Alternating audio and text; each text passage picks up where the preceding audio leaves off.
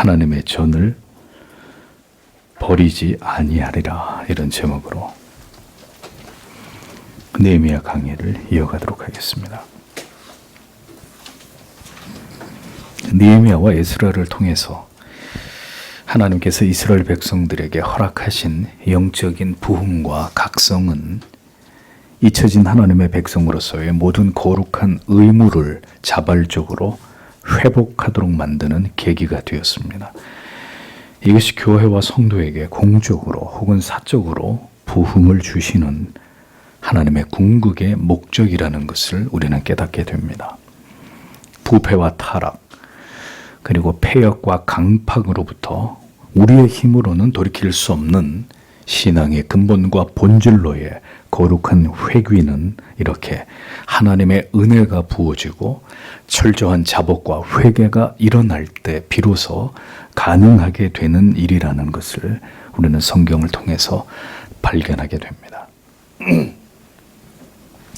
하나님께서는 우리에게 이전에 없던 어떤 새로운 종류의 신앙의 모습이나 헌신이나 충성을 요구하시는 것이 아닙니다. 이미 기록된 성경을 통해서 우리에게 말씀하신 우리의 신앙의 조상들이 지켜왔던 바로 그 규례와 율례와 법도를, 그 계명을 하나님의 백성들이 계속해서 주님이 이 땅에 다시 오실 때까지 성실하게 그것을 지킴으로 하나님을 영원롭게 하기를 원하십니다. 어리석은 인간들은 시대의 흐름과 변화에 맞춰서 무엇인가를 임의로 더하고 새로운 것을 창조해서 이전에 시도되지 않았던 어떤 그런 형태의 신앙을 자랑처럼 만들어 섬기고자 합니다만, 하나님은 그러한 시도를 전혀 허락하신 바가 없습니다. 언제나 성경으로 하나님의 말씀과 그 계명으로 돌아가게 하는 것이 모든 부흥과 각성, 영적인 개혁의 목표다라는 것을 우리는 성경과 교회사를 통해서 배울 수가 있습니다. 시대와 환경이 바뀌었어도 사람들의 사고와 그 풍조가 달라졌지만 우리가 지켜야 할 바와 그 신앙의 도리는 모두 성경에서 비롯되어야 한다는 것을 우리는 절대로 잊어서는 안 됩니다. 언제나 이렇게 다시 신앙의 근본으로 돌아가게 하시는 일들을 하나님께서는 죄악이 관영한 시대마다 교회와 성도들을 먼저 회개의 자리로 불러서 그들의 영혼을 일깨우시는 거룩한 부흥을 통해서 그 일들을 역사 속에서 주도해 오셨습니다. 전적으로 부패하고 타락한 무능한 인간은 스스로 돌이켜 회개할 수 있는 능력이 없고, 오직 하나님께서 이 일들을 당신의 거룩한 종들을 통해서 이루시고, 그렇게 해서 마침내 깊은 영적인 잠에 취해 있던 하나님의 백성들을 깨우셨던 것을 성경의 역사는 우리들에게 증언해 주고 있을 따름입니다. 인간은 인간 스스로에 의해서 인간 자신의 문제를 해결할 수 있는 능력이 절대로 없고, 외부적인 신적인 능력의 개입이 있어야만 인간의 문제는 해결되고 역사는 다시 올바른 방향을 향해 회귀하는 이런 일들이 일어났다는 사실을 우리는 분명히 역사 속에서 인정할 수 있어야 합니다. 느헤미야의 말씀도 바로 이 사실을 우리들에게 보여주고 있는 위대한 하나님의 역사의 기록이 아닐 수 없습니다. 백성들의 대표들을 통해서 언약 갱신에 관한 서명이 이루어지고, 이에 직접 참여하지는 않았지만 남은 모든 백성들도 기꺼이 율법에 순종할 것을 결의하고 다짐하고 있는 내용이 느헤미야서에 기록이 되어 있습니다. 모든 율법에는 하나님의 사랑과 이웃 사랑의 대의가, 그 정신이 녹아 있는 것을 우리는 볼 수 있습니다. 회개를 통해서 영적으로 각성한 이스라엘 백성들은 다시 하나님 앞에서 안식년의 규례를 지킬 것을 다짐하게 됩니다. 안식년의 목적은 땅을 쉬게 하여 땅 속에 자양분을 증대해서 생산력을 향상시키기 위한 이런 목적 외에도 일체의 노동을 쉬는 1년 동안 육신의 안식을 통해서 소홀했던 영적인 하나님과의 관계를 회복하고 더 견고하게 하기 위한 이런 목적이 있었습니다. 하나님을 전적으로 의지하며 물질에 대한 모든 욕심을 내려놓고 하나님의 공급하심을 바라보며 믿음을 더하게 하기 위한 뜻이 안식년의 규례 속에 담겨 있었던 것입니다. 안식년 한 해 동안 농사를 짓지 않아도 그 밭에서는 자연스럽게 농작물들이 자라났습니다. 밭과 포도원에서 자연적으로 곡식과 열매가 재배되었습니다. 이것이 하나님의 공급하심이었죠.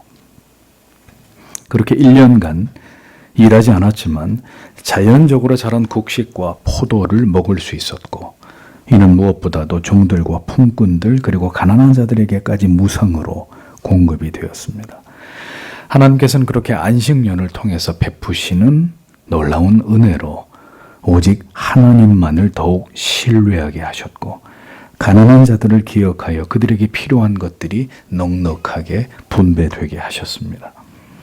안식년에는 노예 신분을 해방시키고 같은 형제나 이웃일 경우에는 빚을 면제해 주는 법이 신명기에 기록이 되어 있습니다. 안식년의 규례 속에는 이렇게 하나님과 관계를 깊이 돌아보고 이웃 사랑의 의무를 적극 실현하도록 하는 이러한 뜻이 담겨 있었던 것이죠.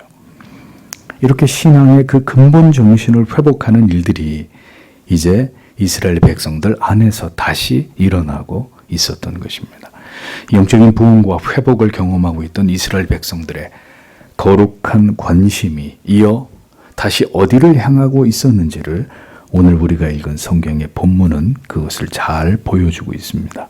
32절에서 39절까지는 이스라엘 백성들이 성전에 대한 헌신을 맹세하고 있는 이런 장면이 기록이 되어 있습니다. 32절에서 33절을 다시 보십시오. 그리고 우리가 우리 자신들을 위하여 우리 하나님의 전에 섬김을 위해 해마다 세겔의 3분의 1을 우리 자신들에게 두기 위하여 규례들을 세웠다. 진설병과 계속되는 제물과 계속되는 번제 안식일들, 초하루들, 정한 때와 거룩한 것들을 위하여, 그리고 이스라엘에 대해 속죄하기 위한 속죄제들과 우리 하나님의 전에 모든 일들을 위하여라고 직역이 됩니다. 성전에서의 하나님을 섬기는 사역을 위해서, 그리고 성전의 관리를 위해서 세금을 낼 것을 규례화하고 있었던 이스라엘 백성들의 모습이 성경 속에 나타납니다.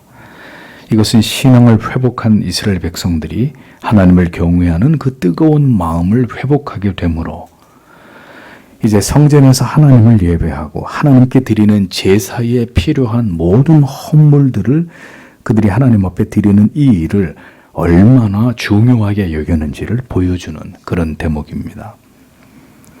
영적인 부흥과 각성을 통해서 신앙의 열심과 그 동기가 충만해진 이스라엘 백성들의 마음은 하나님께서 그들에게 깨닫게 해주시고 보여주시고 그들에게 헌신하기를 원하시는 바로 그 대상을 향해서 지금 집중되고 있었습니다. 그 대상은 다른 무엇도 아닌 바로 하나님의 성전이었다라는 것을 성경은 보여줍니다. 언약의 갱신과 함께 하나님과의 관계가 영적으로 새롭게 세워지는 이 실제적인 연결 장소로서의 성전은 그들에게 가장 중요한 하나님의 임재의 상징이었습니다. 에스라와 느헤미야를 통해서 강력한 영적인 지도를 받고 있었던 이스라엘은 성전의 제사를 유지하고 성전에서 거룩한 사명을 감당하는 자들의 생계를 위해 필요한 모든 물질을 이렇게 기꺼이 공급할 것을 선언하고 있는 장면이 성경에 이렇게 기록되어 있는 것입니다. 이러한 결심은 사실 페르시아의 속국으로 막대한 조공을 바치고 있던 이스라엘 백성들의 형편상 그리 쉬운 문제가 결코 아니었습니다. 그럼에도 불구하고 이스라엘 백성들은 이렇게 물심양면으로 하나님을 향해서 그들의 마음을 표현하고 있었던 것입니다. 그들이 성전에 드린 세금은 출애굽기 30장에 기록된 20세 이상의 모든 백성들이 생명의 속전으로 성전에 바치는 반세겔을 의미하는데 이는 성막의 기물들을 제작하는 비용으로 사용이 되었었습니다. 신약 시대에 예수님이 활동하던 시대에는 매년 반세겔의 성전세를 여전히 납부했던 것을 성경은 기록해 놓고 있죠. 이스라엘 백성들이 율법에 기록된 반세겔에서 3분의 1세겔을 지금 그들이 바치기로 작정하게 된 것은 당시 페르시아의 화폐 제도에서는 금화 1세겔이 은화 10세겔이었고 성전 세겔은 금화 1세겔이 은화 15세겔이었기 때문에 성전 세겔로 3분의 1인 은화 5세겔, 즉 바벨론 세겔로 따지면 반세겔을 그들이 성전에 바쳤던 것을 볼 수 있는 것입니다. 그들은 경제적인 어려움 속에서도 성전을 통해 하나님을 예배하는 이 모든 거룩한 사역이 원활하게 이루어지기를 무엇보다도 간절히 바라는 마음으로 자원해서 이 모든 일들을 감당했던 것입니다. 눈을 뜨십시오. 역사를 보면 이스라엘 백성들이 영적으로 하나님을 멀리 떠나 폐역과 강팍함 가운데 있을 때에는 성전에 바쳐야 될 제물을 거의 드리지 않았습니다. 그로 인해서 결국 제사장들과 레위인들이 성전을 떠나 다른 일들을 하면서 생계를 유지할 수밖에 없게 되었고 결국 하나님께 드리는 제사까지도 모두 중단되어 버리는 사태가 벌어지게 되었던 이런 때가 있었습니다. 그러나 반대로 이스라엘 백성들이 지금처럼 영적으로 충만하고 하나님을 뜨겁게 경외하던 때에는 언제나 풍성하게 성전에 제물을 드려서 하나님께 드리는 모든 제사가 끊이지 않도록 했던 것을 볼 수 있습니다. 예배를 통해서 신령한 은혜를 맛보는 것은 성도에게 생명과 같은 것입니다. 이것을 위해서 우리는 교회를 사랑해야 하고 주님의 몸이신 교회를 위해서 언제나 충성을 다하는 성도들이 되어야 합니다. 그것이 곧 이제 우리에게 성전과 같은 우리 자신의 영혼을 위한 길이고 우리가 영으로 하나님을 올바로 예배할 수 있는 올바른 첩경이 되기 때문입니다. 교회가 무너지면 성도의 영혼은 피폐해질 수밖에 없고 결국 하나님을 떠나게 되는 일들은 피할 수 없는 일이 되고 맙니다. 그러므로 이제는 더욱 그리스도의 교회 중심의 신앙이 되기를 힘써야 하는 때입니다. 유형, 무형 교회들이 붕괴되고 있는 시대입니다. 하나님을 올바로 예배하고 성도의 아름다운 교통과 교제가 끊이지 않도록 마지막 때에는 더욱 교회 중심의 건강한 신앙을 지켜나가는 일에 최선을 다해야 될 필요가 있다는 사실을 우리는 분명히 기억해야 합니다. 두고 보십시오. 이 땅의 모든 유형 교회들이 빠르게 사라질 것입니다. 메타버스 시대가 도래하면서 이제 더 이상 성도의 공적 회집이 사라져버리는 이상한 형태의 예배가 또다시 깊숙이 자리를 잡게 될 것입니다. 33절에 보면 성전세가 어떤 용도로 사용되었는지를 보여주고 있습니다. 여기서 먼저 진설병이 나오는데 진설병은 히브리어로 레헴 함마레게트 레헴 함마레게트라는 말인데 문자적으로 보면 배열의 빵, 열을 지어 차려놓은 빵 이런 뜻입니다. 성소에 진열되어 있는 12개의 빵을 의미하는데 이것은 이스라엘 12지파를 상징하는 것이었습니다. 안식일 전날 제사장들은 다음날 그 상 위에 진설할 빵을 구워야 했습니다. 그리고 이전에 진설된 빵은 절대로 버리지 않고 제사장들이 모두 먹어야 했는데 이것은 거룩한 용도로 구별된 것이기에 제사장들만 먹을 수 있었습니다. 이 빵을 제작하는 비용을 이스라엘 백성들이 성전세로 바쳤다라는 것을 알 수 있습니다. 이어서 항상 드리는 소제는 번제와 함께 성전에서 매일 드리는 제사였습니다. 약 2.2리터의 밀가루에 0.9리터의 기름을 섞어서 만든 빵이 바로 그 제물이었습니다. 이 제사의 제물을 만드는 용도로 역시 이스라엘이 드리는 헌금이 백성들이 드린 이 헌금이 사용이 되었던 것입니다. 항상 드리는 번제는 아침과 저녁으로 매번 1년 된 흠없는 숫양 한 마리를 바치는 것을 가리킵니다. 이어 안식일과 초하루와 정한절기에 쓸 것이라고 했는데 안식일에는 평일에 드렸던 상번제와 달리 1년 된 어린 숫양 수소 한 마리가 소재와 함께 제물로 드려졌습니다. 그리고 초하루 즉 월삭에는 수송아지와 2마리의 숫양 그리고 어린 수장 7마리가 소재와 함께 하나님께 제물로 드려졌습니다. 여기에 포도주를 제물로 전제로 또다시 하나님 앞에 드려야 했던 이런 규례가 성경에 분명히 기록이 되어 있습니다. 이어 정환절기는 3대 절기인 유월절, 맥추절, 초막절을 가리키는데 이 절기에는 역시 엄청난 양의 제물들이 하나님께 바쳐져야 했습니다. 성물은 속건제의 제물을 의미하거나 공적인 감사 제물을 의미하는 것입니다.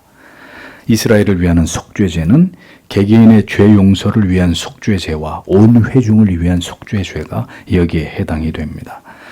자, 이러한 하나님께 드리는 여러 제사를 위한 모든 제물을 준비하는 일과 그리고 하나님의 전의 모든 일, 즉 성전 유지 및 보수, 성전에서 사용되는 모든 기구와 비품을 충당하고 이것들을 보존하는 일을 위해서 이스라엘 백성들이 바친 성전세가 사용되었다라는 것을 우리가 볼 수 있는 것입니다. 신약 시대에는 헌금의 용도 가운데 그 시대의 상황에 따라서 가난한 자들을 위한 구제비의 용도가 매우 강조가 되었지만 구약에서는 이렇게 성전에서 드려지는 모든 제사와 그리고 성전의 유지 관리와 보수 그리고 뒤에 언급되지만 제사장과 레위인들의 생계를 위해서 이스라엘 백성들이 하나님께 드린 물질이 사용됐던 것을 볼 수 있습니다. 그러니까 오늘에 이르러 이제 더 이상 성전의 개념은 공간적으로 존재하지 않지만 그리스도의 몸이신 교회는 여전히 성도의 공적인 회집을 통해서 거룩한 예배의 장소와 모임으로 성도들이 하나님의 말씀을 배우고 또 사랑으로 교제하는 중요한 신앙의 중심이 되는 상징적인 공간으로 자리매김하고 있습니다. 그러므로 여전히 성도는 주님의 몸이신 교회를 사랑하고 지상의 가견적인 그리스도의 교회도 잘 보존되고 유지되도록 하는 일에 최선을 다해야 되는 의무가 존재한다는 것을 우리는 상기해야 합니다. 존 칼빈은 교회의 재정을 4등분하여 집행하는 것을 가장 바람직하게 여겼습니다. 그래서 교회당의 건물 유지 관리비의 4분의 1을, 목회자의 사례로 4분의 1을, 그리고 가난한 성도들을 위한 구제비로 4분의 1을, 그 다음에 국내외 빈민들을 위한 혹은 선교를 위한 비용으로 4분의 1을 이렇게 각각 이와 같은 용도로 나누어서 헌금을 사용하는 것을 제안한 바 있습니다. 우리는 이와 같이 구약적, 신약적, 그리고 교회사적 근거를 통해서 헌금이나 헌물, 성전세 사용 용도의 그 원리와 정신에 적합하게 헌금을 운용하고 이러한 모든 용도로 하나님께서 기뻐하시는 일들이 올바르고 풍성하게 이루어지도록 헌신하는 일들을 이 시대 가운데에서도 변함없이 기쁘게 감당해야 됩니다. 이스라엘 백성들의 영적인 각성으로 하나님을 경외하고자 하는 그 뜨거운 마음이 구체적인 행위와 그리고 헌신으로 그리고 물질을 자원하여 드리는 것으로 그렇게 이어졌던 것을 성경은 우리에게 분명하게 보여주고 있습니다. 이런 아름다운 섬김의 행위와 그 마음에는 결국 기복을 추구하는 목적이 어디에서도 찾아볼 수 없었습니다. 하나님께서 베푸시는 놀라운 은혜는 우리가 감당해야 될 사명과 의무와 책임을 더 선명하게 인식하게 하고 우리가 무엇을 위해서 어떻게 섬기고 헌신하고 충성해야 되는지를 더 뚜렷하게 가르쳐주는 이런 효과가 있다는 것을 우리는 깨닫게 됩니다. 34절을 이어서 보십시오. 그리고 우리 제사장들, 레위 사람들 그리고 백성이 나무들의 제공을 위하여 제비들을 뽑았다. 우리 조상들의 집에 따라 해마다 지정된 시기에 우리 하나님의 전에 가져오게 하기 위하여 율법에 기록된 대로 우리 하나님 여호와의 제단 위에 태우기 위하여 이렇게 기록이 되어 있습니다. 하나님께 제사를 드릴 때 그 희생 제물을 태우기 위해서는 많은 양의 뗄나무가 필요했습니다. 이런 나무가 지속적으로 공급이 되어야 했는데 이스라엘 백성들은 땔감을 성전에 공급하기 위해서 제비를 뽑았고 그리고 산에 가서 나무를 공급해 왔다고 기록하고 있습니다. 이 일을 감당하기 위해서 세 그룹이 편성이 되었는데 첫 번째는 제사장들과 레위인들의 그룹, 그리고 백성들이 제비 뽑기를 해서 종족대로 정해진 순서에 따라서 해마다 정해진 시기에 각종 제사에 사용될 나무들을 공급하는 일들을 감당했습니다. 율법에 기록된 대로 우리 하나님 여호와의 단에 사르게 하는 것은 상번제를 드리기 위해 불을 꺼뜨리지 않고 항상 제단에 불이 타게 해야 되는 이 규례를 가리킵니다. 그러니까 불이 꺼지지 않도록 매일매일 이것을 관리하는 것은 제사장의 몫으로 제단에 불이 꺼지지 않도록 하기 위해서 상당량의 목자가 1년 내내 계속 공급되어야 했다는 거죠. 그러니까 그 일은 곧 하나님을 향한 경외와 충성에 대한 자발적 헌신이 없이는 절대로 이루어질 수 없는 힘든 일이었습니다. 이스라엘 백성들은 물질을 하나님께 드리는 것만으로 그들의 의무를 다했다고 생각하지 않고 이제는 그들의 몸까지 드렸습니다. 제단에 사용될 나무의 땔감을 스스로 준비해서 성전에 계속해서 공급했다고 성경은 적고 있습니다. 물질만 아니라 몸을 들여서 하나님의 성전을 위해서 헌신했습니다. 성전에 관련된 모든 일들은 제사장과 레위인들의 몫이었는데 그 가운데 제단에 계속해서 불이 타오르도록 땔감을 공급하는 일이 있어서만큼은 이스라엘 백성들도 종족대로 그 일들을 당번을 정해서 때마다 감당을 했다고 성경은 기록을 합니다. 성도 여러분, 물질만이 아니라 때로는 우리의 몸으로, 우리의 재능과 시간으로 우리에게 주신 모든 것을 사용해서 주님의 교회를 위해 충성하고 헌신하는 그것이 진정으로 하나님을 경외하고 사랑하는 믿음이다라는 것을 잊어버리지 마십시오. 시대가 변천하면서 하나님을 향한 성도의 헌신의 모습도 변화되고 있습니다. 이전에 제가 전도사를 할 때만 해도 여름에 중고등학생들이 수련회를 가면 그 비지땀을 흘리면서 여전도에 집사님들이 오셔서 3박 4일 혹은 2박 3일 하루 3끼의 간식까지 수련회 장소에 오셔서 그 모든 봉사를 감당하셨습니다.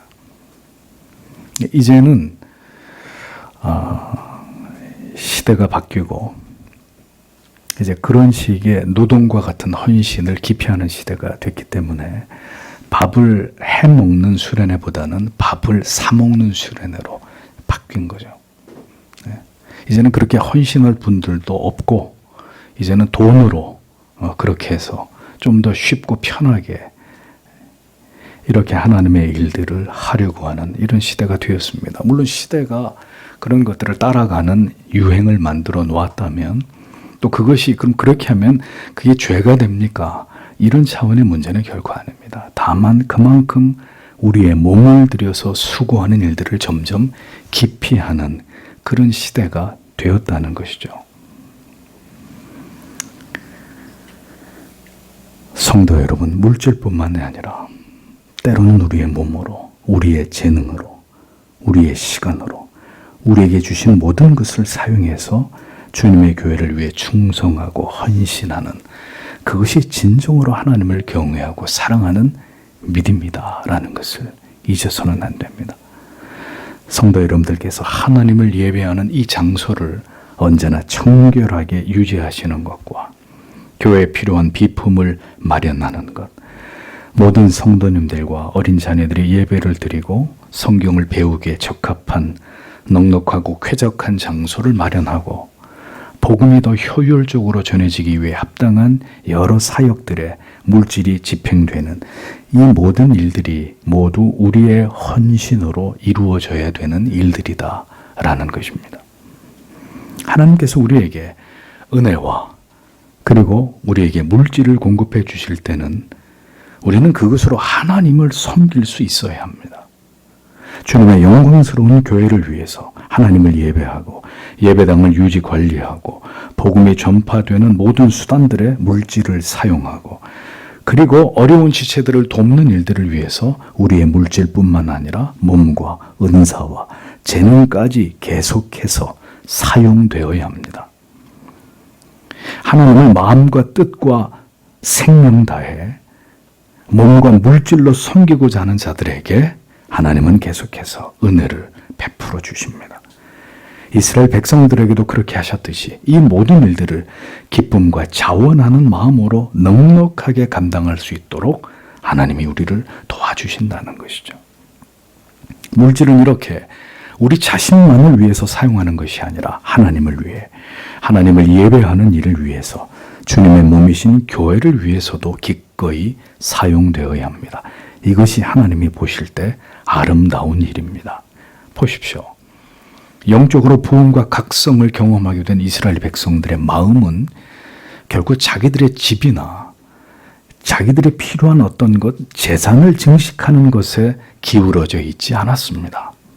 그들의 마음과 관심은 하나님과 하나님께 드리는 제사, 그리고 성전과 하나님을 섬기는 데 필요한 세세한 것에 이르고 있었던 것을 성경은 보여주지 않습니까? 그 모두가 하나님을 경외하고 사랑하는 마음에서 비롯된 자발적인 일들이었습니다. 하나님을 사랑할 때 성전을 사모하고 하나님께 드리는 예배를, 제사를 사모하게 되고 이에 필요한 모든 일들까지 손을 걷어붙이고 열심을 다해서 섬기는 마음이 불일듯 일어나게 되는 것입니다. 율법을 깨닫고 다시 그들의 마음이 하나님을 향해 뜨거워졌을 때 이러한 신앙의 부흥이 일어났던 것을 성경은 오늘의 우리들에게도 선명하게 보여주고 있는 것입니다. 오래전 후임으로 제가 부임한 교회에서 처음으로 예배를 인도하면서 설교를 했을 때의 그 예배당의 장면이 잊혀지지가 않습니다. 뒤에는 오래된 온풍기가 있었는데 덜덜덜덜덜 이렇게 소음이 계속 들려오고 있었고, 이 스피커가 앞에 2개, 뒤에 2개가 이렇게 설치가 되어 있었는데 뒤에 있는 스피커 2개는 고장이 난 지 오래가 돼서 소리가 나지도 않았습니다. 마이크의 상태는 매우 좋지 않아서 설교하다 보면 종종 날카로운 울림이 발생을 해서 마음대로 설교를 큰 소리로 설교를 하기 어려운 이런 상태였고, 예배당 구석구석에는 창고처럼 물건들이 구석에 쌓인 채로 방치되어 있었습니다. 교회권과 사무실에 있는 의자는 고물상에서도 볼 수 없을 만큼 형편없이 낡았고 그마저도 대부분이 고장이 나서 굴러다니고 있는 이런 지경이었습니다. 여기저기 예배당 부속 공간들도 있었는데 전혀 정리정돈이 되어 있지 않은 그런 상태였습니다. 상황이 이런데도 불구하고 아무도 이러한 예배당의 상태에 대해서 신경을 쓰시거나 관심을 갖는 분들이 없었습니다.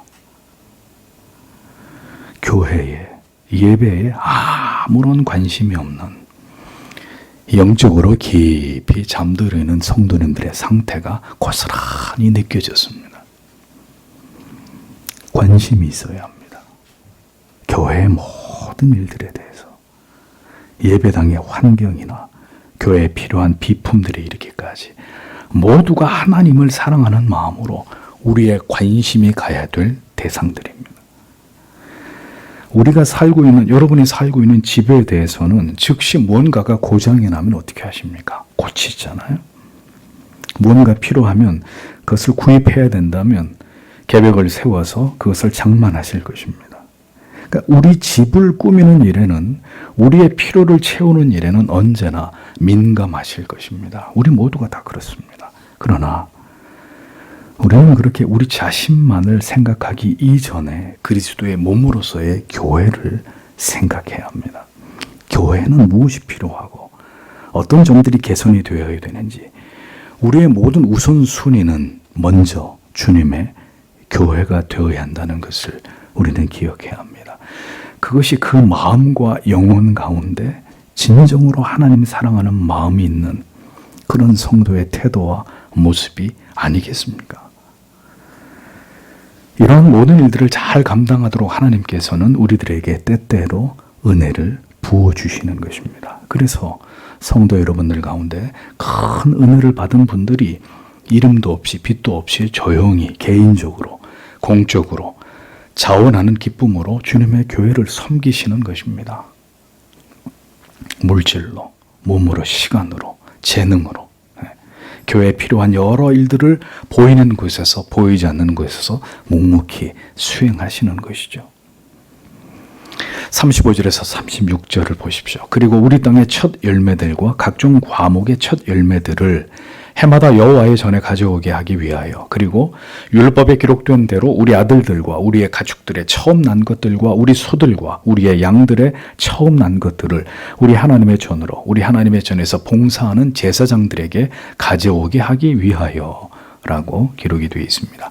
35절에서 39절까지는 성전에서 제사를 드리는 일들이 원활하게 잘 이루어지기 위해서 이스라엘 백성들이 또 어떤 부분에 대해서 헌신을 했는지가 기록이 되어 있습니다. 여기서 우리가 살펴보아야 될 점은 성전에서 하나님을 예배하는 일들이 올바로 진행되고 지속되기 위해서는 성전에서 성물을 감당하는 사람들에 대해서 이스라엘 백성들이 어떤 거룩한 의무와 책임을 감당했는가 하는 이 부분입니다. 이스라엘 백성들은 토지 소산의 만물, 그리고 각종 과목의 첫 열매, 생축의 처음 난 것과 우양의 처음 난 것을 율법에 명시한 대로 하나님의 전에 바쳤고 하나님의 전에서 섬기는 제사장들에게 그것을 주었다고 기록하고 있습니다. 먼저 장자를 포함한 초태생을 하나님께 바치도록 하신 것은 모든 만물의 창조주가 하나님이시다라는 것을 기억하게 하기 위함이었는데, 이 장자를 바치는 문제는 민수기 18장에 보면 하나님께서 은 5세겔의 속전으로 그것을 대신 지불하게 하심으로 그것이 곧 장자를 바친 것으로 하나님이 이렇게 인정해 주신 이런 규례가 나옵니다. 그렇기 때문에 장자를 제외한 모든 초태생 그리고 처음 익은 모든 열매와 곡식은 모두 성전에 바치도록 명하셨는데, 이것은 율법에 기록된 대로 제사장을 위한 것이었다라고 말씀합니다. 아시는 바와 같이 레위인들과 제사장들은 생업이 존재하지 않았습니다. 그것은 하나님이 그들에게 허락하신 바가 아니었기 때문입니다. 그들은 모두 이스라엘 백성들을 대표해서 하나님을 섬기는 구별된 성물을 전담하게 하셨습니다. 그리고 그 중요한 성물을 잘 감당할 수 있도록 하나님께서는 다른 모든 지파들이 이 레위 지파와 제사장들의 필요를 공급하게 하셨습니다. 그러므로 성도 여러분, 하나님의 말씀을 힘써 연구하고 이것을 전하고 가르치고 성도 여러분의 영혼을 위해 기도하는 책임을 감당해야 될 목회자가 교회를 통해서 생활에 필요한 것을 공급받게 하신 것은 하나님이 정하신 원리입니다. 이러한 일들은 하나님 앞에서 하나님을 지극히 사랑하는 아름다운 자원하는 모습으로 신뢰와 존경과 사랑으로 이루어져야 되는 성도의 아름다운 의무와 책임입니다. 이스라엘이 하나님을 멀리했을 때 그들은 이 같은 성전에 대한 거룩한 의무까지 모두 버렸습니다. 그 결과 생계를 이어갈 수 없었던 제사장들과 레위인들이 성전을 버리고 제각기 뿔뿔이 흩어지게 되는 이런 일들이 일어났습니다. 그렇게 해서 하나님께 드리던 이 예배가 제사가 모두 무너져 버리게 되는 처참한 상황이 벌어졌다는 것을 성경의 역사는 기록하고 있습니다. 앞으로 또다시 이런 일들이 일어날 것이라고 저는 그렇게 확신합니다. 성경의 절대 진리와 그 권위가 사람들에게 점점 더 배척당하고 외면당하게 되고, 이제 교회가 점점 빠르게 세속화될 때 결국 큰 배도가 일어날 것이고, 하나님을 향한 진정한 예배는 급격히 변질되고 지금처럼 타락하게 될 것입니다. 이미 그 일은 시작되었고 더 급격한 변질이 이제 초일기에 들어가 있는 이런 상태입니다. 마지막 때 사람들은 자기들의 양심을 저격하는 설교가 선포되는 교회를 떠날 것이고, 정직한 목회자들은 다시 생계의 위협에 내몰리게 되어 교회를 더 이상 유지할 수 없는 이런 지경에 이르게 될 것입니다. 이미 교회가 자립할 수 없어 목회를 하면서 계속 일을 하거나 결국 목회를 중단할 수밖에 없는 처지의 목회자들이 한국교회 안에서 점점 더 늘어나고 있는 추세입니다. 이 일은 더 심각하게 가속화될 것입니다. 신학교에 입학하는 목사 후보생들의 수가 급감하고 있는 추세는 바로 이러한 영적 위기가 시시각각으로 우리에게도 다가오고 있음을 보여주는 방증입니다. 성직자가 없는 교회는 무너지게 될 것입니다. 결국 문을 닫게 될 것입니다. 이러한 일들은 영적인 황폐로 이어지게 될 것이고 더 많은 신앙을 버리는 자들을 양산해낼 것입니다. 이미 유럽의 유서 깊은 오래된 도시에 수백 년 된 많은 예배당이 교인들이 없어서 더 이상 예배당이 운영할 수가 없어서 운영을 포기하고 이제는 술집으로 이교도들의 처소로 창고로 팔려서 이렇게 사용되고 있는 것이 오늘의 참담한 현실입니다. 한국 교회는 예배일까요? 머지않았습니다. 하나님께서는 영적인 부흥을 통해서 다시 이스라엘 백성들의 예배를 회복시키셨습니다. 그렇게 하기 위하여 성전에서 봉사하는 자들의 생계가 유지되도록 이스라엘 백성들로 하여금 그들의 쓸 것을 넉넉히 공급하게 하셨습니다. 목사가 생활에 어려움을 겪지 않고 말씀을 연구하는 데 불편함이 없는 환경 속에서 그 일에 전무할 수 있도록 교회의 형편이 허락하는 한 성도 여러분들과 재직분들께서는 이 부분을 성실하게 살펴주셔야 합니다. 이 일은 여러분의 영혼과 직결되어 있는 문제이기 때문입니다. 이것이 성경의 진리가 분명히 명하고 있는 바입니다. 이어지는 37절에서 39절을 보십시오. 그리고 우리 밀가루들의 처음과 우리의 거제물들과 모든 과목의 열매 새 포도주와 새 기름을 우리는 제사장들에게 우리 하나님의 전에 방에 가져올 것이다. 그리고 우리 땅의 11조를 레위 사람들에게, 그리고 레위 사람들은 모든 성읍들 안에서 우리의 수고의 11조를 받는 자들이다. 그리고 레위 사람들이 11조를 받을 때에 아론의 자손 제사장이 레위 사람들과 함께 있을 것이다. 그리고 레위 사람들은 11조의 11조를 우리 하나님의 전으로 방들로 보물 창고로 올라가게 할 것이다. 왜냐하면 이스라엘 자손들과 레위 자손들이 곡식 거제물 새 포도주와 새 기름을 방들로 가져올 것이기 때문이다. 즉 성도의 기구들과 봉사하는 제사장들과 문지기들과 노래하는 자들이 있는 거기에, 그리고 우리는 우리 하나님의 전을 버리지 않을 것이다. 이렇게 기록이 되어 있습니다. 보십시오. 성전에 바치는 품목들이 더 자세히 열거되어 있습니다. 그리고 그 헌물들의 수혜자가 누구인지가 기록이 되어 있는 것을 볼 수 있습니다. 처음 수확한 밀의 가루와 거제물들, 그리고 새 포도주와 새 기름, 이것을 성전의 제사장에게, 그리고 성전의 방에 두었고, 이어 생산한 모든 물건의 11조는 레위 사람들에게 주었는데, 레위 사람들은 성읍의 생산물의 11조를 받는 합법적인 자들이었기 때문이다라고 밝히고 있습니다. 제사장은 이스라엘 전체로부터 11조를 직접 받았고, 레위인들은 각 성읍의 생산물의 11조를 그들의 몫으로 받았습니다. 레위 사람들은 그렇게 모여진 모든 11조를 받을 때는 아론의 자손 제사장 중에 한 사람이 함께 있어서 이 일이 하나님 앞에서 정직하게 행해지도록 감독을 받게 했고, 레위 사람들은 그렇게 이스라엘 백성들이 바친 11조의 다시 10분의 1을 떼서 성전의 곳간에 두게 했습니다. 이스라엘 백성들과 레위인들이 이렇게 전제로 드린 곡식과 새 포도주와 기름을 성소의 기구들을 두는 골방, 즉 성전을 섬기는 제사장들과 성전의 문지기들, 노래하는 자들이 있는 골방에 쌓아두게 함으로 이스라엘 백성들이 바랐던 것은 하나님의 성전의 모든 거룩한 기능이 잘 유지되고 결코 성전이 방치되지 않도록 하기 위함이었다고 성경은 분명히 기록하고 있습니다.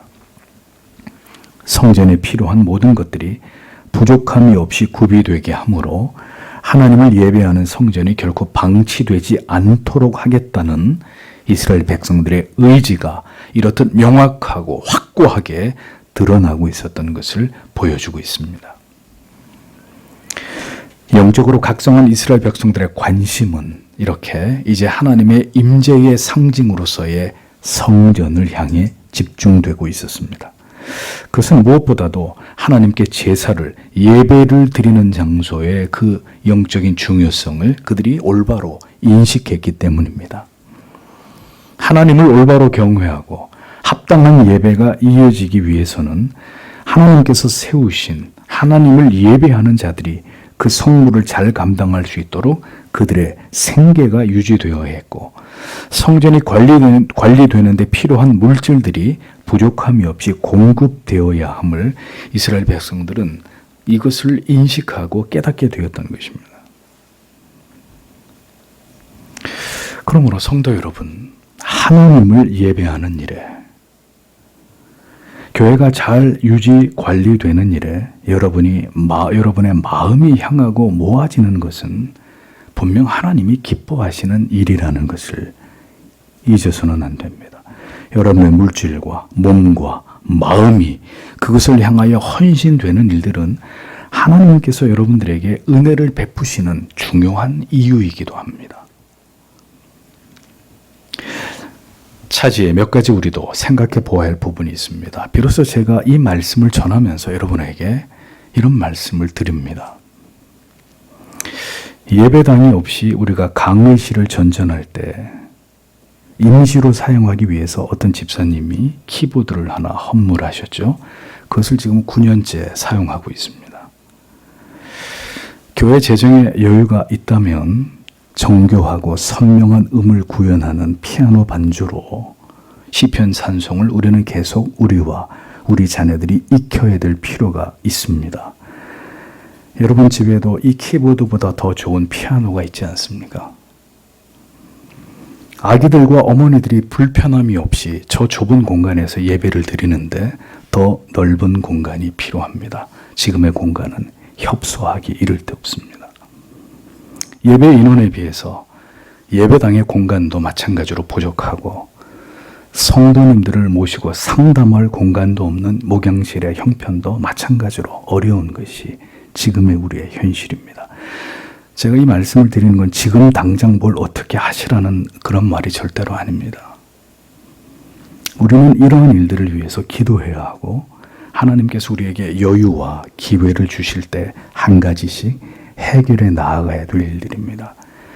이것은 교회를 통해서 하나님의 은혜를 공급받고 있는 우리가 감당해야 될 마땅한 의무이고 도리라는 것을 기억하셔야 합니다. 이 모든 일들은 우리가 복을 받기 위해서 하는 일이 아닙니다. 이스라엘은 하나님께 복을 받기 위해서 이 모든 일들을 행한 것이 아니었습니다.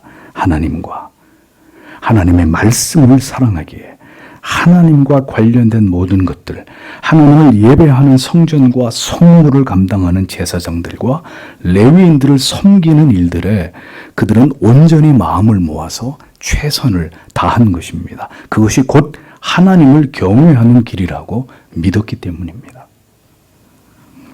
스코틀랜드의 언약도들은 박해를 받아 하나님을 예배할 공간조차도 없을 때 산으로 들로 전전하면서 하나님을 예배했습니다. 지금이 환란의 시기이고 교회가 폐쇄를 당할 수밖에 없는 위기라면 우리도 그와 같이 예배의 장소를 찾아서 어떻게든 예배를 이어갈 수 있는 길을 찾아야 할 것입니다. 어떤 일이 있어도 하나님을 예배해야 될 성도의 거룩한 의무와 하나님과의 영적인 관계를 이어갈 이 거룩한 사명을 성도는 힘을 다해서 감당하는 자들이 되어야 합니다. 하나님께서 어려운 시기 가운데서도 자기 백성들에게 그들의 영혼에 풍성하신 은혜를 베풀어 주시고 그들의 영혼을 각성케 하시며 회개의 자리로 이끌어서 다시 그들을 소생케 하신 이유는 단 하나, 하나님을 예배해야 될 그 거룩한 사명을 그들이 계속 이어가도록 하시기 위함이었습니다. 그들은 속국으로 지배를 받고 있는 매우 궁핍하고 어려운 가운데서도 성전의 기능을 정상화하기 위한 일에 이같이 모든 노력을 다했습니다. 성전을 재건하고 그 다음에는 성전을 보호할 성벽을 재건하고 그 다음에는 율법을 읽으면서 그들의 죄를 철저하게 깨닫고 회개하면서 이제는 예배를 하나님을 향한 모든 거룩한 예배를 성전 중심으로 회복하는 이 모든 일에 최선을 다해서 그들의 노력을 기울였습니다. 하나님의 은혜는 언제나 우리의 힘으로 도무지 감당할 수 없는 시기에 감당기 힘든 일들을 행하게 하십니다. 마게도냐 교회들은 환난과 핍박의 극에 달하는 그 극한의 어려운 환경 가운데서도 궁핍한 예루살렘 교회를 위해 힘에 지나도록 헌금을 보냈습니다. 모든 것은 하나님의 풍성하신 은혜 때문이었습니다. 영적인 부흥과 각성이 일어난 이스라엘 백성들이 부족함이 없이 헌금과 헌물을 드리며 11조를 비롯한 성전세를 바친 이유는 단 하나, 하나님을 그 정하신 법에 따라 합당하게 예배하기 위함이었습니다. 성전이 정상적으로 유지되도록 하기 위함이었습니다. 그들은 율법을 발견했고 그것을 통해서 큰 부흥과 각성과 회개를 하나님께 드리게 되었을 때 그들은 가장 먼저 하나님의 법을 회복해 나아갔습니다. 그리고 그 일이 안식일이 거룩하게 지켜지고 모든 성일이 준수되는 것으로 그 열매와 결과가 나타나게 되었을 때 하나님께서는 이스라엘 백성들의 삶의 안녕과 번영과 평화를 지켜주셨습니다. 이 모든 일들은 하나님의 율법책을 읽고 깊은 깨달음을 이스라엘의 지도자들과 이스라엘 백성들이 얻게 됨으로 말미암은 일들이었습니다. 신앙의 회복의 동력은 성경의 진리에 대한 올바른 깨달음과 그를 통해 부어주신 하나님의 은혜에 있다는 것을 기억해야 합니다. 절대로 현세 기복의 사탕 발림으로 성도 여러분들을 미혹해 해서 물질을 드리게 하는 행위는 사기입니다. 율법을 깨달았을 때 무엇이 중요하며 무엇이 우리의 삶의 가장 우선순위와 그 중심이 되어야 하는지를 이스라엘 백성들이 자각하게 되었듯이 진리의 말씀을 통해 하나님의 뜻을 깨닫게 되면 성도는 무엇을 위해 살아야 될지, 어떤 것들이 우리 인생의 가장 중요한 가치인지를 발견하게 되는 것입니다. 그리고 그 결과 하나님을 향한, 지체들을 향한 그 사랑이 우리의 삶에서 구체적으로 발현되고 구현되게 되는, 그것이 하나님이 우리에게 바라시는 믿음의 내용이다라는 것을 우리는 잊어서는 안 됩니다. 하나님의 전을 버리지 아니하리라 그들은 선포했습니다. 언제나 예배당이 텅 비고 교회가 붕괴될 때 배도는 급격히 확대되었고 기독교의 신앙은 쇠퇴하고 몰락하게 된 것을 역사는 증언하고 있습니다. 그리고 이러한 일들이 일어나기 전에 먼저는 신학이 변질되고 정통신앙과 올바른 교리들이 소멸되는 일들이 일어났던 것을 교회의 긴 역사는 우리에게 이것을 교훈해주고 있습니다. 그렇게 어두움이 도래할 때 하나님께서는 다시 자기 백성들을 깨워서 예배가 회복되게 하신 역사를 성경은 보여줍니다. 예배가 붕괴되어가는 이 시대에 하나님께서는 이 성경의 진리를 통해서 우리에게 무엇을 교훈하고 계시는지를 우리는 분명히 알아야 할 것입니다. 부디 하나님께서 다시 거룩한 부흥과 각성으로 자기 백성들을 깨우시고 하나님을 향한 거룩한 예배를 회복하시는 일들을 행하시기를 우리는 간절히 기도해야 합니다. 우리가 이 시대를 살아가면서 무엇보다 중요하게 여겨야 될 기도의 소원이 바로 이것임을 우리는 잊지 말아야 합니다. 예배가 변질되고 예배가 소멸된 민족에게 미래는 없음을, 예배를 무너뜨렸던 이스라엘이 다시 하나님의 은혜로 예배를 회복해 나아가는 모습을 통해서 우리에게 이 중요한 진리의 교훈을 성경은 남겨주고 있다는 것을 우리는 직시해야 합니다. 오늘의 우리의 관심을 차지하는 가장 중요한 우선순위는 무엇입니까? 교회가 언제나 여러분의 가슴 속에 있는지를 확인해 보십시오. 교회를 이루고 있는 모든 형제 자매들 지체들이 언제나 우리의 기도의 제목이 되고 있고 주님의 몸으로서의 교회에 어떤 것들이 필요한지를 우리는 우리 집을, 우리 직장을, 우리의 사업을 먼저 생각하기 전에 그것들을 먼저 살필 수 있어야 합니다. 부디 이 같은 깨달음이 우리뿐만 아니라 이 땅의 모든 거룩한 교회와 성도들의 기도의 제목이 되게 하셔서 다시금 하나님께서 새 일을 행하시기를, 우리는 이 어두워져가는 절망의 시대에 다시 이 약속의 말씀을 가슴에 품고 간절히 기도해야 되리라고 믿습니다. 언젠가 사람들이 하나님의 말씀과 교리가 바르게 선포되는 교회들을 간절히 찾을 때가 올 것입니다. 어두운 밤바다에 항해하는 배들이 간절히 찾는 것은 등대이듯이 참된 하나님의 말씀을 듣기를 원하고 영혼을 깨우고 살아나게 하는 생명의 말씀을 들으려고 하는 자들이 그 같은 교회를 찾게 될 날이 올 것입니다.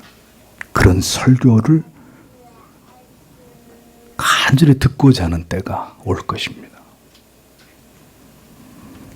다 함께 이 교회와 우리를 이 시대에 그러한 목적을 따라 하나님이 사용해 주시기를, 이를 통해서 영광을 받아주시기를 기도하기 원합니다.